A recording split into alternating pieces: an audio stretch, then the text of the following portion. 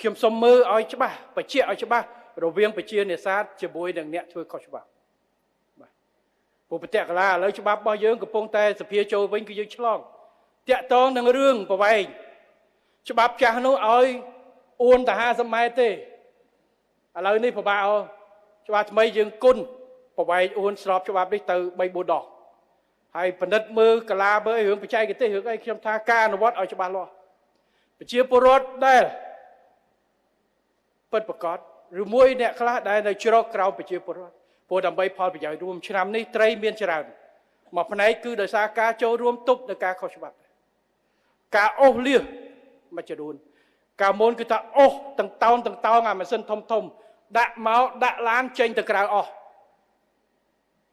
យើងចូលទៅជួយទប់អ្នកនេសាទគាត់អស់តែកម្រិតម៉ាស៊ីនប្រមាណពួកប្រជាពលរដ្ឋមិនអាចមាន